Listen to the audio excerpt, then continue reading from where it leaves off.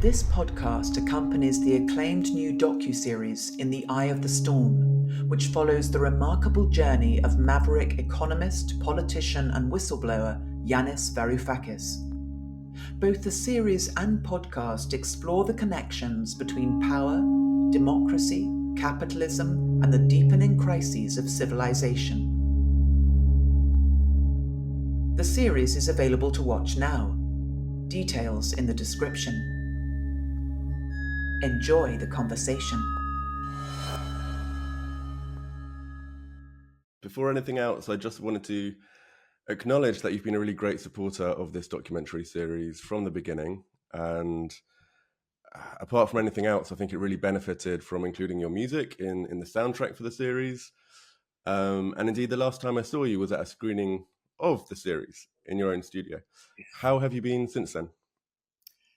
Very, very busy, because we had this great big event in Manchester, which was the most exhausting thing I've ever done, I think. It's in the most beautiful venue you can imagine. But the downside is that the lifts are very slow and everything is on different floors. So you spend a lot of your time traveling in lifts with charming members of staff chatting to you. So you're knackered? I'm completely knackered, yeah. I've never felt okay. So nonetheless, I shall try to be sparklingly interesting. Well, that'll be easy for you. That's just your default. Yanis, how are you? How's it going? Well, I've just come from a very large demonstration. The whole of the center of Athens is taken over by youngsters primarily. We have a complete breakdown of all commons, of all public goods. Universities are being privatized as we speak. Our National Health Service, if you think you have problems, come and have a look at ours. At least, people are turning the streets into parliaments and courthouses, passing judgment on the powerful. That's something. We have a situation here in England at the moment, which is really getting bad now, where some of the big cities are close to bankruptcy or in bankruptcy. They just don't have any money left. You now have a situation where Birmingham has decided to cut all funding for the arts. They have no choice. They're broke. So they're cutting everything in half next year and then completely the year after that. Wow. That means for everything that covers, under the umbrella of the arts, things that kids do, things that clubs do, all that sort of thing. And as always, as so often happens, it's the arts that get cut first. And, it reflects the completely conventional idea that the arts are the sort of luxury, the last bit you put on. After everything serious is done, then you pour a little gravy on the top, and that's called the arts, And I have to say that infuriates me, but what infuriates me more is that artists do so little to present any argument against it. I think we are really our own worst enemies. We've always assumed that what we did was important and therefore it would continue to exist forever and everybody would understand that. And they don't. We've fucked it up. And most of the people who write about it, sorry, go on. Well, I just want to ask you, Brian, what your thoughts were in terms of, well, first of all, why the arts are important, and then also just why they might be important to politics itself, like what the relationship is between building movements and arts. I know that's something you're directly involved in trying to get off the ground, this sort of cultivating that relationship. Yeah, so if you think about what it is that artists do, they deal in the world of feelings, all right? Art isn't about information, it's about feelings. It's about presenting opportunities for people to have feelings about something. And if you take a very obvious example, say 1984, George Orwell's 1984, that was a chance for him to depict a world that didn't exist, that could feasibly exist, and to give you a chance to have feelings about it, to see what you thought about that possible future. And it's a very kind of textbook example of what arts can do in the most literal sense, where it can present you with another possibility, another possible world, and then interrogate your feelings about it. Is this the world you want? My friend John Hassell, the musician, used to say that the most important question you can ask yourself is, what is it I really like? That sounds like such a trivial question, but actually that's sort of at the foundation of everything you think about, every choice you make and every decision you make about the future. And there's a huge industry devoted to telling you what it is that you really like. To tell you that you really like $399 trainers or holidays in Hawaii or whatever. Finding out what you really like is a very important issue in your life. Finding out the thing that pulls you forward. We might know what we really dislike. It's easier to register those things, but to know what we want, what we treasure, is much harder to discover.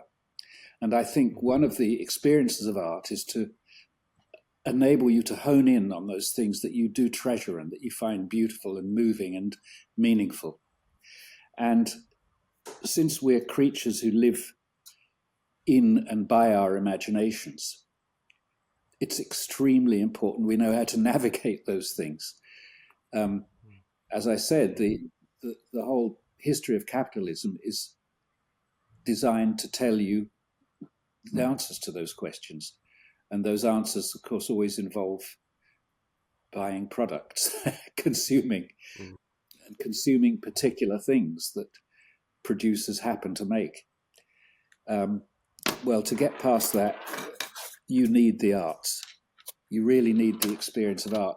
And I'm using art in a very broad sense. I don't mean just symphonies and theatre and so on. I mean fashions and pop music and earrings and hairstyles, all of those things that we do that we don't actually have to do, but which we love doing. The things that we engage in because we like them. Now, like is one of those words that has lost its value because of clicking likes on Facebook and so on. But like is important. It's how we navigate. It's how we navigate towards the things we want, just as pain is how we navigate away from the things we don't want. So that's the beginning of an answer to your question. I want to bring out, however, another dimension, because you said that because you're an artist, you have a certain inert modesty about yourself. But I think that you are selling art short when you say that it doesn't convey information. It does. It's not only about a discovery, playing around with your own understanding of your own likes and what really matters to you. That's crucial, absolutely. So the question that you mentioned, what is it that I like, is important. But also, as David Graeber put it, a realization that everything could be different.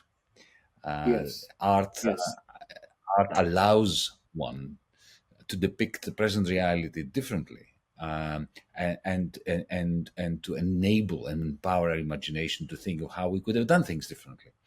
But also in terms of actual just information transmission, it's also crucial. I mean, think about it that, take the Spanish Civil War, Guernica. It wasn't until Picasso painted the damn picture that suddenly we have a picture in our minds which is full of information of exactly the horror that went down there, and which we can connect to what's happening in Gaza today, for instance, and then think of what is it that we truly like and dislike, and also what how things could have been done differently to the way that they're being done. So, art is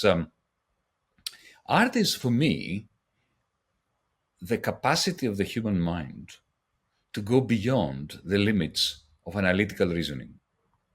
When our mathematical thinking and our analytical reasoning hits a wall, and computers stop. When computers' computing power hits a wall, they can't go beyond. But we are different in the sense that we have art or music or imagination that allows us to go beyond and to grab knowledge, real tangible knowledge, from beyond the limits of our analytical reason. And that's only because we have a capacity to appreciate and practice art.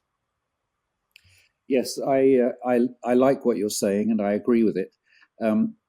However, I would say that what makes art valuable is that it's safe and it's harmless, so that you can have experiences in art that are easy to retreat from. It's a little bit like going into a simulator, when you want to learn how to fly a plane. You don't get into a 747 and crash it. That's very expensive. But you can crash the flight simulator. And in that simulator, you have all the feelings. I've been in one. You have the feelings of terror when you realize you're going to crash. You sweat. It's the most extraordinarily real experience. But of course, you don't crash. You get out of the thing and you walk home and think about it. And I think art is more that kind of experience. It is, the reason it's valuable is because it engages our emotions in a real way. But in fact, it's artificial. So you can have strong feelings about something and trust those feelings and know that those feelings are something like what you would experience in that real life situation. If that situation were real life, I should say. But it's the lack of reality. It's the fictional nature of the experience that makes it useful. It's a model. It's a simulation. So I'm not disagreeing with you here. I'm just saying that I think that's how it works. It works by not being real. So I always argue with the trend of art history that says that art is in search of truth. I don't think that's a useful way of thinking about it. I think it's in search of engagement. It has to have enough apparent connection with reality for you to believe in it. Just like the flight simulator. I don't know if you've ever been in one, but they're amazingly carefully designed so that it really does feel like that you're sitting in an airplane. And you really do feel all the motions of the airplane and the sounds.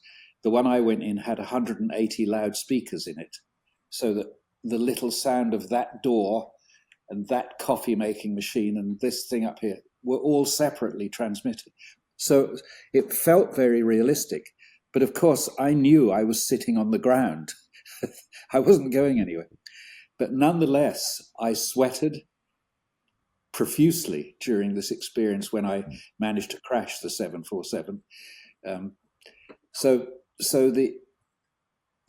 it's not really about reality in the normal sense of scientific reality, as you say. It's past and post analytical, if you like.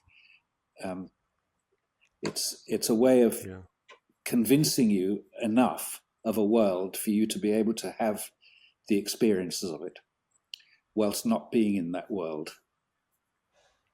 Yeah, but you know what? I mean, I agree entirely with you that as a practicing artist, it is harmless experimentation in the same way that the flight simulator is a harmless experiment to see if you can fly the damn thing.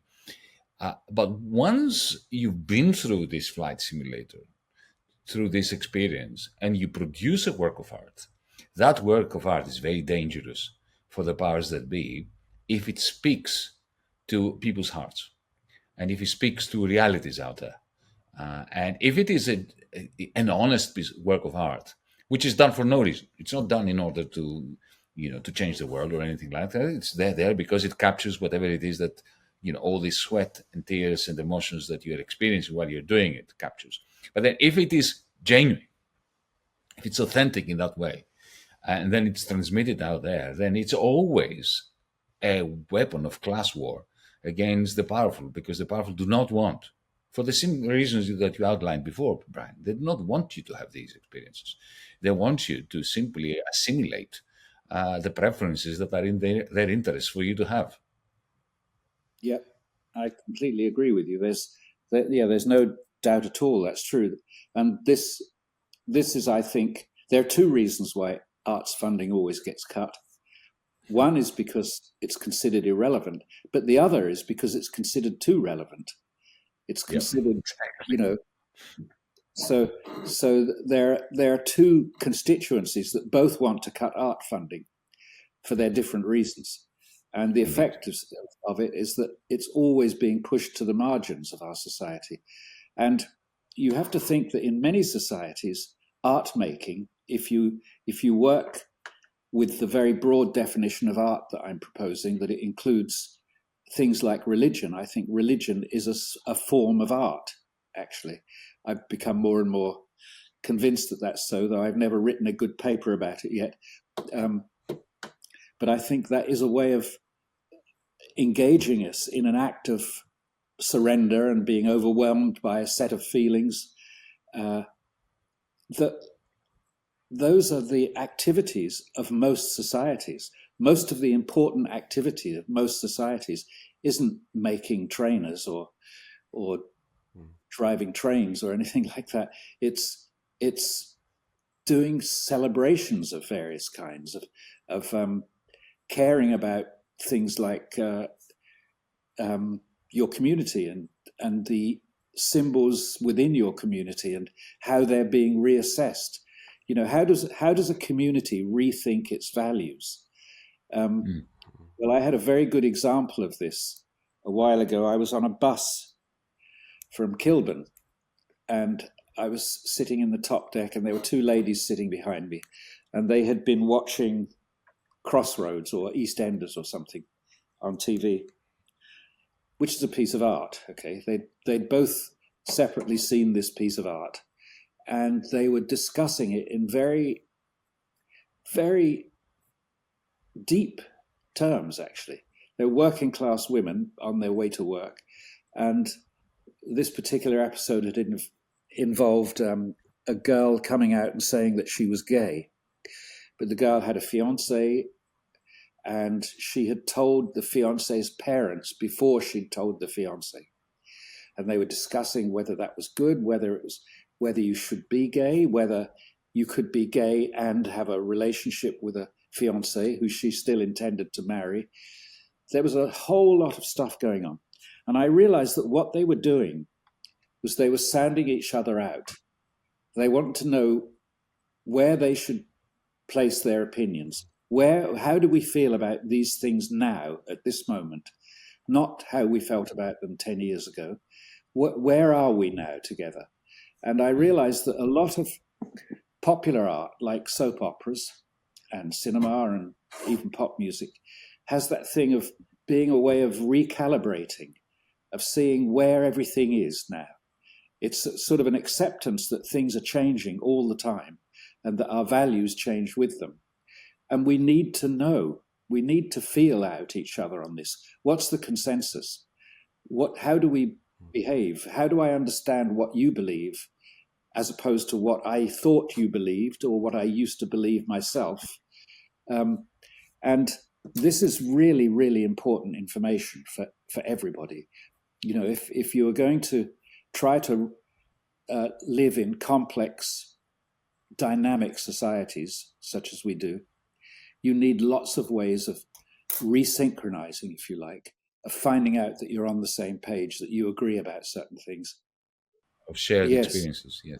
Shared experiences. Which we don't have now, because once upon a time we used to watch the same serials. Now this is becoming increasingly fragmented, and I agree. We split up in tiny little bubbles. But you reminded me when you were talking before about religious practices and shared experiences allowing us to sense together, to grope into the dark together for meanings that matter to us collectively. You reminded me, I was reading some years ago, I can't remember the details, but the essence is still with me. The diaries of some of the sailors who ended up in Botany Bay when the British disembarked in Australia. and they couldn't believe their eyes when they approached the Aboriginals. The Aborigines, the local Aborigines, they envied them deep down, because the Aborigines had plentiful food to eat, and they only had to work for a couple of hours a day.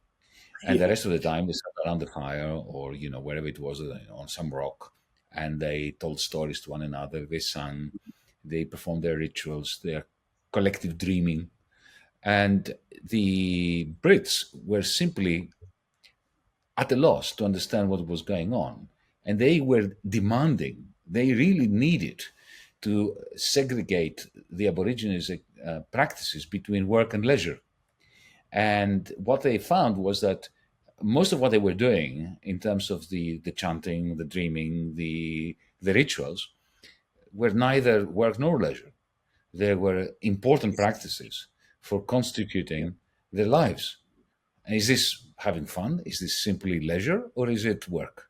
And of course, it's neither and both at the same time. But of course, Yes. with capitalism, that segregation became really very important, because of the labor time that you sell to the capitalist, which is very specific, and during which you are not a ruler of your own life, and then supposedly the rest of the time. But now, with what I call cloud capital, with all the devices that we have, the digital devices we have, that separation has gone. So we are far worse off than even the people in the Industrial Revolution or the Aborigines are, because now 24 hours a day is us being commodified. Mm-hmm. Yeah.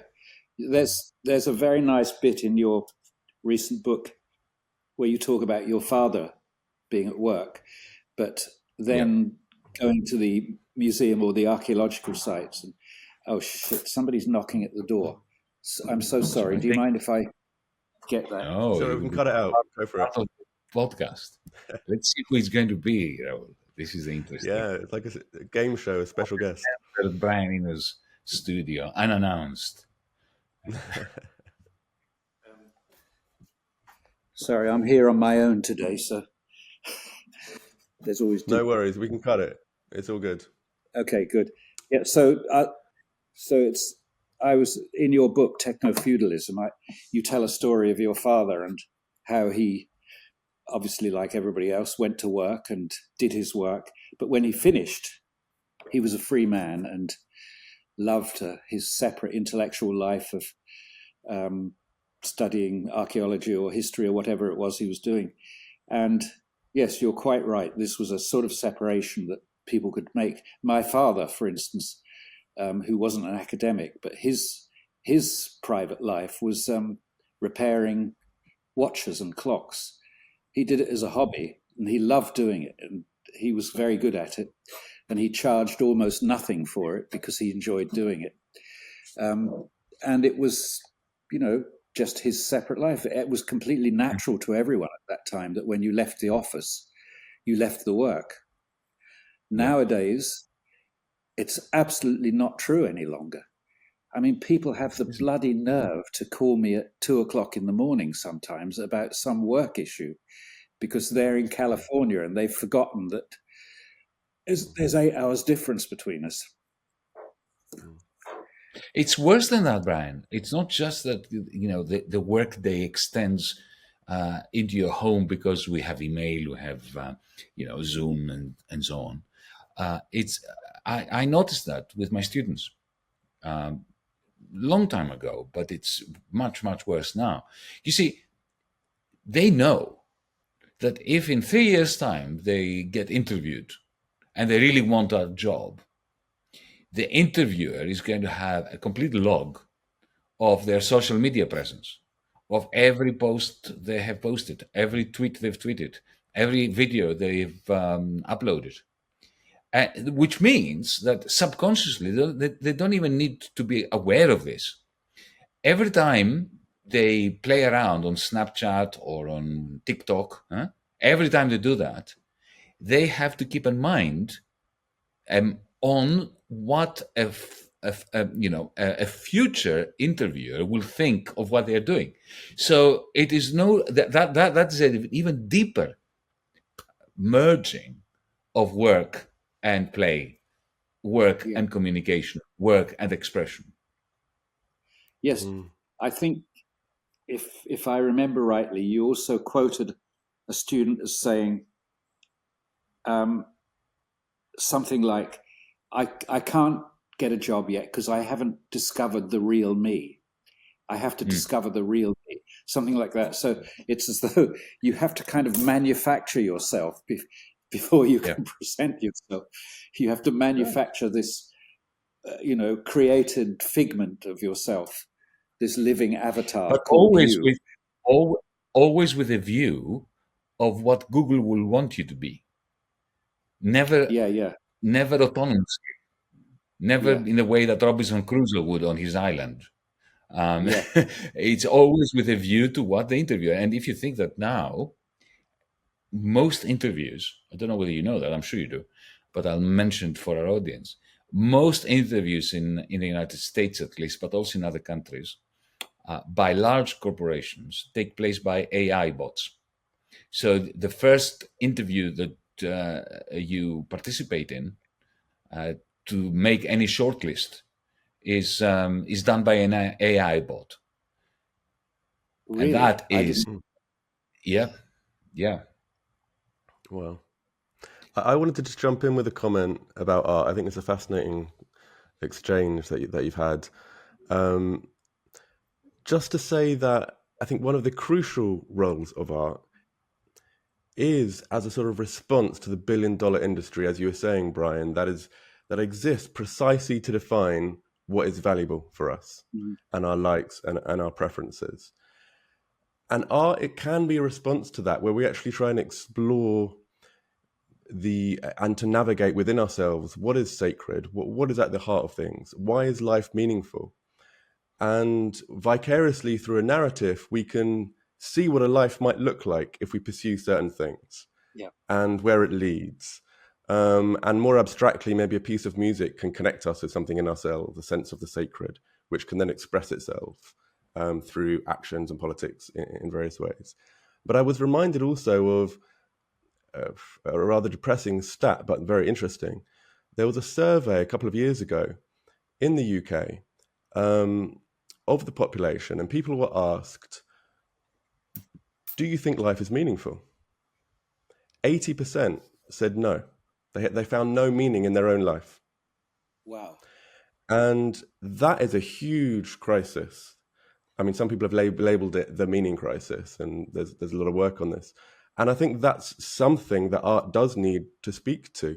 Is that a failure of the artist? Anyway, that's something I want to open up. And then just one more question. There's the role of art, and then there's the role of the artist engaging directly in politics. And I just want to ask you, Brian, as someone who's been in public life for many years, for many years you've engaged directly in politics while also being an artist who's well known. Was it like that from the beginning of your career, or did that grow with time that you became more politically engaged publicly? And how do you see that dynamic between the kind of artist in public life and speaking directly through the art itself? Well, I certainly started out with a very strong abhorrence of propaganda. So I was always aware that one of the things that artists could do is manipulate emotions. You know, that's what we deal in. We deal in feelings, essentially. So artists can quite well understand how to make somebody feel lifted or down or up or excited or calmed. Or those kinds of things are the vocabulary or the repertoire of an artist, probably. And so I always thought it was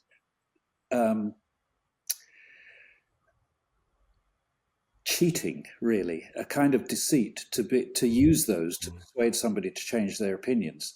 And I thought that opinions should not be based on those kinds of feelings. I've started to change my mind about that, actually. And I'm still in a state of a little bit of confusion about where to go. And the beginning of the change of mind really was, I lived in Russia for a year at the end of the 90s. And I became very fascinated by this painter called Helium Korshev, who was a socialist realist painter, particularly active during and just after the Second World War. And of course, what his paintings were about in that context was persuading people that the fight for Russia was a sacred and holy fight, and that, women had to accept their sons and husbands going off to die. And remember, Russia had by far the biggest casualties of any nation. So, they won the Second World War in many respects for us. And I started to think that what Helium Korshev was doing, making these incredibly beautiful paintings, very moving pictures, was actually important. That somebody needed to engage people's commitment to that cause of fighting fascism, effectively what they were doing. The other thing that happened was that, having been sort of an arts for art's sake person, thinking that just in itself art was a good thing in that vague kind of way that we artists tend to have, and that we shouldn't fiddle around with it or try to direct it. We should let it direct us artists. I started to see something happening, which was the rise of the right. And the rise of the right was not the rise of people who were laissez-faire at all. It was the rise of people who very actively gripped the vacuum that had been left by people like me. People like me who didn't want to engage, who said, oh, politics is sort of meaningless and boring, and the important things are happening in science and technology and in art and the humanities. Politics is for small-minded people. That was really rather what I was thinking, if I had to put it into writing. And I thought, just because we're playing laissez-faire, it doesn't mean that the opposition are. And there was this huge chasm opening up where all the clever intellectuals, particularly the ones I knew in Silicon Valley, were saying, oh, we don't do politics. And then there were a lot of other people like Trump and so on saying, well, fuck it, we will. and all the power was there to be taken, and they took it. And we complained about it as though it was their fault. It was actually our fault. We abandoned the whole game. We said politics doesn't matter anymore. Well, it turned out that politics did matter, and it still does bloody matter. So I thought, I can't play that game anymore with any honesty. I can't say, oh, I'm an artist, that's what I do, and that will automatically solve everything. But it's still an issue for me. The degree of engagement is an everyday question for me. Every morning I have to get up and think, what am I going to do today? Am I going to be an artist? That means sit in my little room in there, which I love doing, and having a really nice time experimenting with new bits of music and new bits of software? Or am I going to do the much less attractive and for which I'm much less well prepared work of trying to engage with real world issues, I don't have an answer really for you. I'm hoping. Well, you do on a daily basis. On a daily basis, you have, because you actually make a choice every day. I mean, I do. Yes, you do time between the two, and I feel entirely for you, because look, before the great financial collapse of 2008, I was a bit like you, Brian, not an artist, but I spent decades cooped up in my own little room, playing around with mathematical models, which I knew to be of no use whatsoever. No political use, no economic use, no financial use. It's called game theory, what I did. I was not one of the game theorists who believed in the applications of game. I used to say that whoever tries to apply it to real problems is dangerous. Yeah. and shouldn't be allowed. It's like trying to solve the Ukrainian war by lessons you have drawn from chess. It's ridiculous. Yeah. and Yeah. very, very dangerous. And I was having the time of my life. I was writing books that would take me 6 years to complete, that I knew that if 10 people read them, I was lucky. If 10 people read them and understood them, right? So I was writing for myself, really. And it was great fun. But, as you say, there's nothing more toxically political than the statement that politics doesn't matter.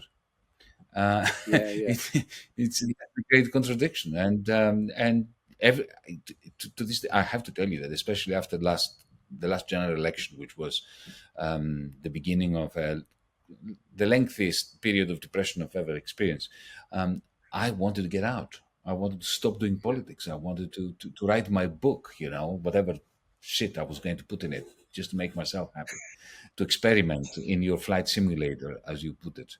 But then again, it takes one young person or older person to say to you, don't give up, because we need you, because we need you to speak. Yeah. And then you speak. Yeah. And then every day you wake up in the morning and say, okay, now, can I steal a couple of hours to do my own thing? That's right. Yeah, it is very much to do with kind of time budgeting, but there is beyond it a kind of realizing that you have to do your own thing, because that is that's where you're in touch with some kind of navigational lodestar, something that says yes, that choice rather than that one, and I think you do have to keep doing it. You just have to try to make some kind of a balance. You have to say, I have to do a certain amount of that, and I have to do a certain amount of that. So how do I apportion it? I'm not in any doubt that I have to be engaged politically, because I just cannot face being one of those many people I know who haven't engaged politically and are now seeing all their power taken away from them because they never used it. They never defended it. They never treasured it, actually. And they become complicit to their own downfall, essentially. Yeah, they become cynics, actually. They retreat into a kind of sour cynicism, which allows them to not admit that they are complicit. They don't have to take any responsibility for it. I keep referring to Silicon Valley people. I happen to have some dear friends in that area of things, but they are now completely baffled. The world has changed, and they don't accept any responsibility for the way it's changed. They think it just all sort of happened, and they were doing the right thing, and someone came along doing really wrong things. But we have to all accept that perhaps that idea of the sort of libertarian laissez-faire thing turns out to be the most toxic idea that we've ever had. The notion that there was some sort of automatic logic at work, and that we just had to trust in that. All the extensions of Adam Smith, and this idea that if we just let the system run, it would turn out. It's bloody Pangloss. It's Voltaire wrote that story a long time ago, and I think you see in California now a kind of nation of Panglossians who are still sitting on the deck as they're being raped by pirates, saying, "We're in the best of all possible worlds." I mean, I think one of perhaps the most dangerous worldview of our times is the progress narrative put forward by a number of people, but it's probably most associated people like Steven Pinker, Bill Gates, and a number of foundations. I think it's extraordinarily dangerous, and it's presented as a defense of rationality, reason, and science. That here we have a bunch of graphs, pie charts, and stats which prove, inverted commas, that things are getting better, on all these metrics. And it's just the irrational, the over-politicized, the uninformed, who can't quite see that. So we need to stick with the present system. And we need to stick with basically centrism and the assumptions of free market, deregulated capitalism, and we'll be fine. And I just think I'm genuinely amazed that at this point in our history, anyone with two brain cells to rub against each other could see the world through that lens. I find it fascinating as well as scary. Well, Yanis, what's your take? Well, you see, I agree entirely with you. But you see, here is our conundrum. Here is the dilemma. Not so much dilemma, our difficulty. Our difficulty is that on the one hand, you have somebody like Trump, who denies science, who denies statistics, who denies, he's a climate denier because he will manipulate the data the way he wants it. He insists that we should accept his emotions and his data as authentic just because he says so, right? And he rejects science. He rejects statistics. We clearly need to fight against that, to crush that anti-scientism. But at the same time, we need to crush the vulgar scientific pseudoscience of pretending that you can quantify human qualities.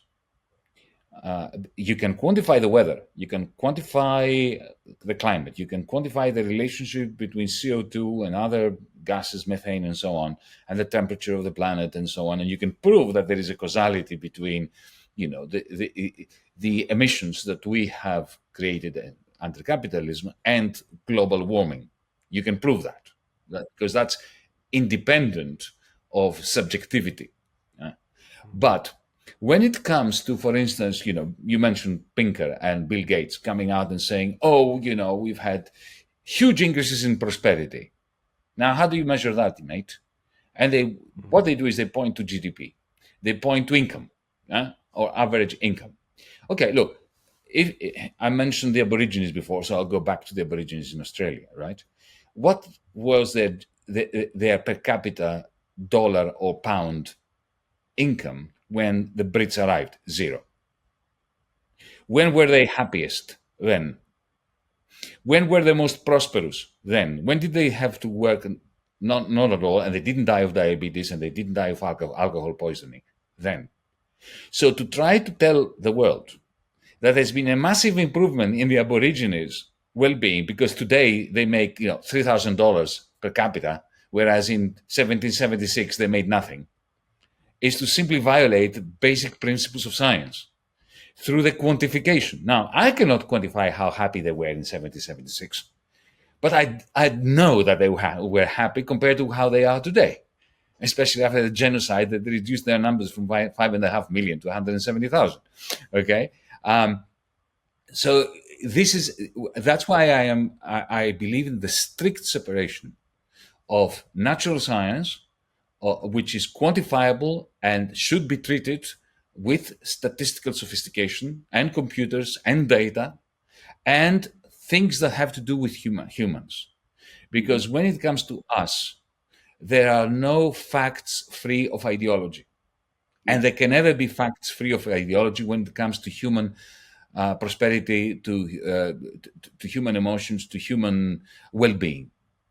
The idea, which starts with Jeremy Bentham, that you can quantify human feelings and emotions and that you can project all our passions and our satisfaction levels to some metric, which he called utility.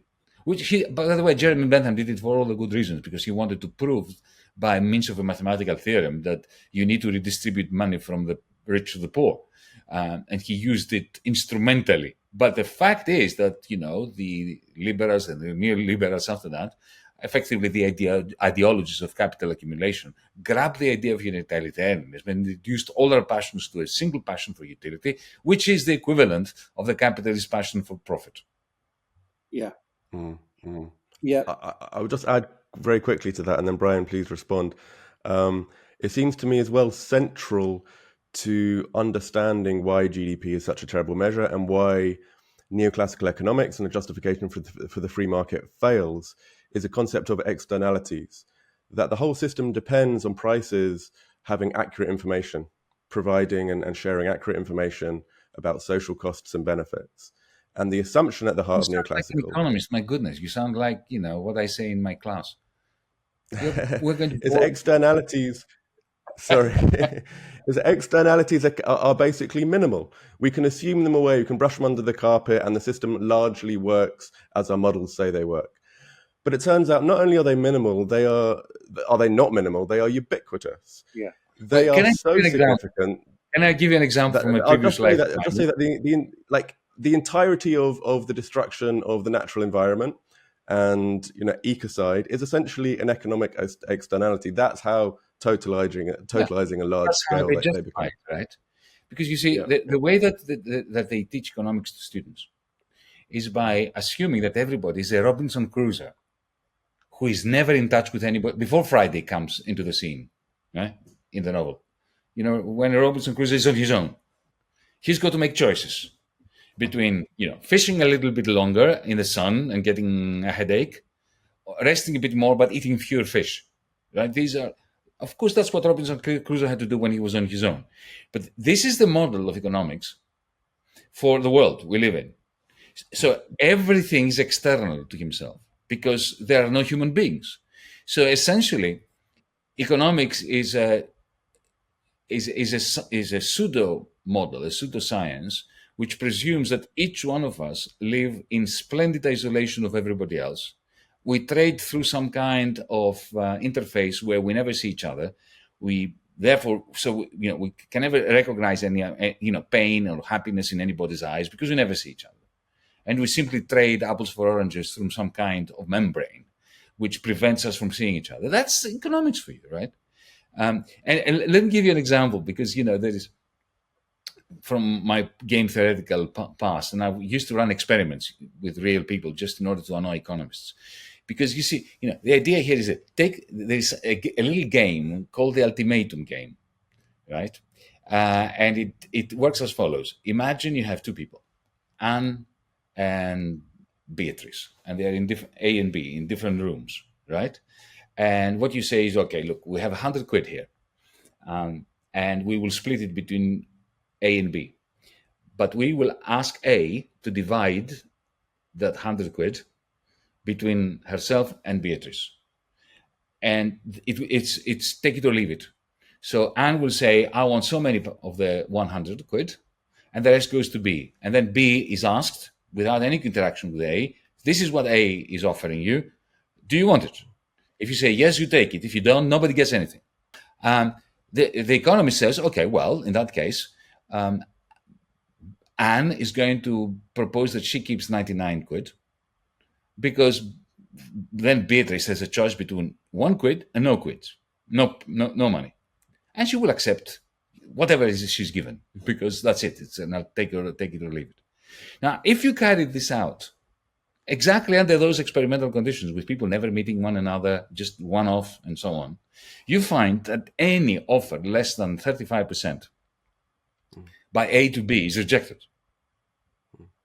And why is that? Because of a sense of what is just. And it's a shared sense, even amongst people who've never met each other. One is in New York, the other one is in Kampala, right? And if somebody offers me, take 5 quid out of the 100, right? I'll say, fuck off, I'm not going to take it, because I much rather you got away with nothing given. But you see, this is where the externality comes in, because the way people think is completely the opposite of externality. You are internal to my own thinking. What happens to you matters to me in both ways. If you suffer, right, it matters to me. I can suffer as a result of your suffering. That's called solidarity. Or I want you to suffer if I think that you are being ridiculously unfair and toxic. And I am prepared to punish myself to see you being punished. And so, in a sense, we live in a world where everything is internal, and where economics is modeling everything as if it is external. But you see, don't blame the messenger. Economics is simply the ideology of capital accumulation by people who own the majority of the means of production, resources and so on. Therefore, think of economics as the Bible in the Middle Ages. If you wanted to solidify your power as the hegemon, the ruler, the king, the baron, the lord, the earl, and so on, you use the Bible. You did a lot of Bible bashing. You used the language of the Bible in order to explain to people why it was God's will that you are the earl, you are the baron, and they are the peasants. So this is exactly the same with economics. Don't place too much emphasis in economics. Economics is just the Bible.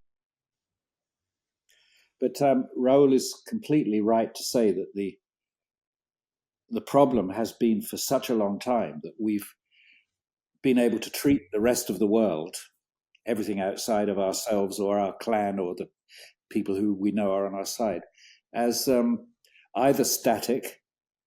That's mistake number one, to act as though none of it ever changes, and that it's sort of a terrain that we can plow and fiddle around with as we want, or dangerous. Therefore it needs to be subdued.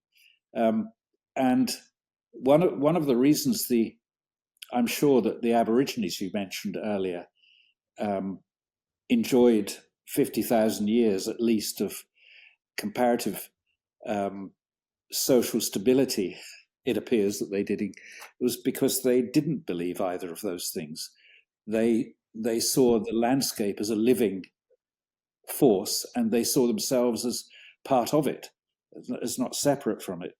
I mean, it sounds like a kind of platitude to say that kind of thing now, but I believe that's true, that if you can't subdue or control your environment, you have to come to an accommodation with it. You have to surrender to it to some extent. This is why I always keep going on about control and surrender. The more technical a culture you live in, the more you believe that everything is controllable. Because that's, we're the man with a hammer who sees everything as a nail. And because we're technically so brilliant, we think that every situation is amenable to that kind of solution. And one of those kinds of solutions is this sort of mechanistic view of economics that we have, and we are completely stuck with. And I should say that going back to art for a moment, I think one of the things that art really teaches you is the pleasure of surrender, the joy of letting go of that part of yourself that says, I can be in control of everything. I always think that surrender is the most underrated human activity. Surrender is what we do when we have sex, when we take drugs, when we engage in art, when we engage in religion. Those are all activities where we deliberately let go of some of our agency, some of our need, our obsession with control, and say, I'm going to let myself be controlled. I'm going to let something take me over. I'm going to become not me, but part of something else. And that is, I think, such an important human activity. And for me, that's actually the main reason that I think that all governments should really support and encourage as much art making as they can, because it helps humans use the whole repertoire of behaviors that they have, from control to active surrender. I think of surrender as an active verb, not a passive one. It's a choice you make to submit to being part of something, to become an active part of an organism. So it's recognizing that you're part of an ecosystem, that you're not alone. It's not just you and your decisions. It's what the ecosystem needs and demands and will tolerate and won't tolerate. Can I recommend? Can I mention two books which I think are completely in sync with what you were just saying, Brian? One is my friend's Srečko Horvat's The Radicality of Love, in which he's talking about how radical it is to fall in love for exactly the same reason what you're saying, because the whole notion of falling, you lose control, and therefore falling in love is such a radical thing, such an anti-authoritarian, anti-regime thing, and such an anti-capitalist thing. Right? Mm-hmm. And the other book, which I think changed my life when I read it in the 1970s, late 70s, 80s, is a tiny little book by Iris Murdoch, which is not a novel. It's her only philosophical book which is called The Sovereignty of Good. It's a tiny That's little, excellent. The I Sovereignty love of it. Good. And in it, she makes many of the points that you made, Brian. And in particular, she draws a parallel between the good mathematician, the good scientist, and the good artist, which I think is valid, even though I do believe in the strict separation of analytical reason and art, as we were Yeah. saying before. But the point she makes is that the good mathematician, the good physicist, the good artist drop their ego. The moment they get lost in the beauty of what they are discovering, and it's a process of discovery, they forget who they are, Yeah. and they manage to escape their ego. Yeah. The Sovereignty Yeah. of Good, Iris Murdoch. I really look forward to that book. There's the reason I said earlier, I'm playing with this idea now that religion is actually a form of art. It's up for discussion, I don't know. It's sort of a shocking idea to me, because I've been so anti-religion, or atheistic, I should say, for most of my life.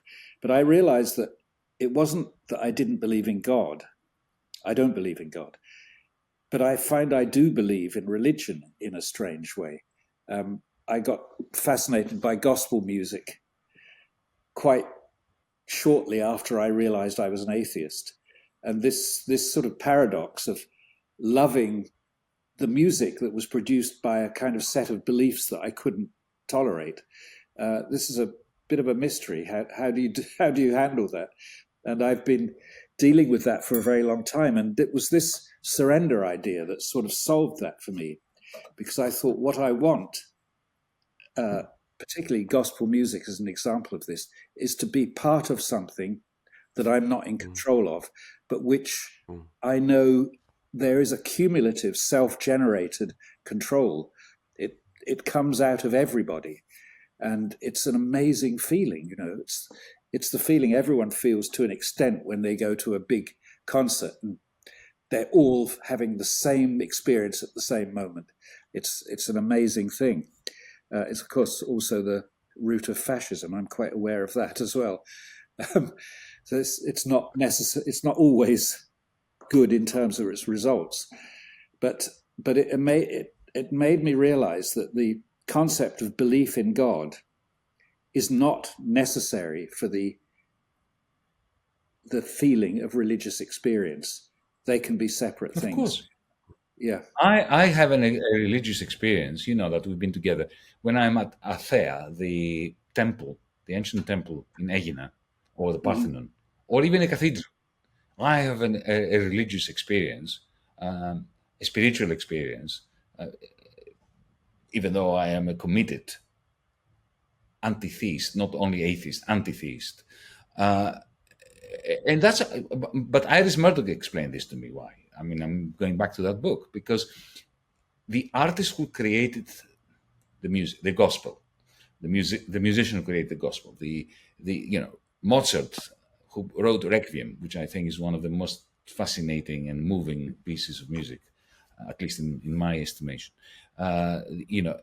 Iktinos and Kallikrates, the architects of the Parthenon, to have done what they did, they must have overcome their egos.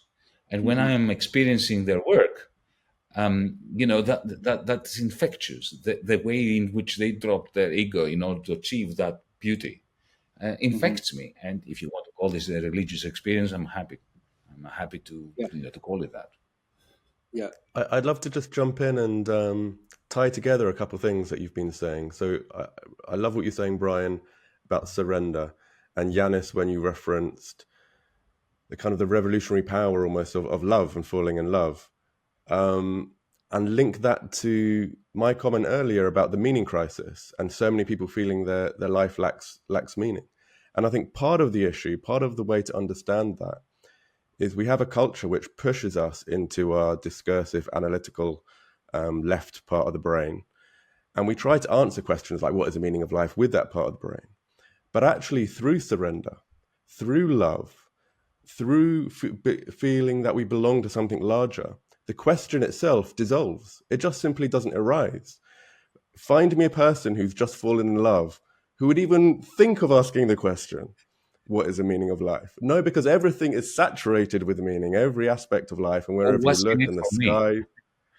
Sorry? What's in it for me? That is Exactly that, the right? question that disappears. Yeah. And so I like this note that perhaps we could end on, because I think we've got to the hour, and I know you've got so many things to do. But the relationship between, the diminishment of ego, doing good politics, and actually finding meaning in life, that there seems to be a relationship between all of those things. Do either of you have any final comments? I'll just make a quick comment. I'm very impressed by this little diagram that I'm sure you've all seen, the Ikigai diagram, which is the intersection of 4 circles. It's like a Venn diagram of 4 circles. And they are what I love doing, what I'm good at, how can I make a living, and what does the world need? And when I talk about my confusion when I get up in the morning and decide what I'm going to do that day, I'm mentally checking those boxes. You know, if sometimes I really, really want to have a good time, then I might not bother about checking the box of what does the world need from me. I might just say I'm going to have a good time. But in general, I'm sort of trying to make an equation of trying to keep those 4 things on board, because actually that's the life I want to live. That's when I feel happiest, when I've got all of those 4 checked to some extent. So even at quite a selfish level, I want to be doing all of those 4 things, including something for the world, if you like.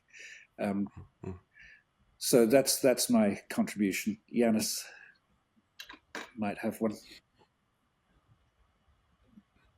I don't know whether it's a contribution, but I can tell you when I'm the happiest, when I catch a glimpse of something I didn't know about myself in somebody else's eye. Uh-huh. What do you mean, Yanis? Sorry, could you unpack that? Yeah, some people look at you, and by looking at them looking at you, you recognize that they discovered something about you which you didn't know was true about yourself. And you can even actually occasionally work out what that is. And so it's the dialectic of recognition, which for me is the essence of being human and of being, being a citizen, being in the polis, which of course the city, and therefore it allows us to escape the idiocy of nature. There. And what about you, Raoul? To annoy lots of people with, because I'm so anthropocentric. Well, look, I gave my summary remark a few minutes ago. I just want to share my gratitude and say, Brian, thanks for all that you do and who you are and how encouraging you are with so many people and the activism and the art. It's just a huge, huge contribution. And once again, Yanis, it's always a pleasure to have time to speak with you and hear your thoughts. So yeah, thank you both of you. Thank you both very much. Thank you. And I look forward to seeing you soon. If you enjoyed this podcast, please like and subscribe to our channel.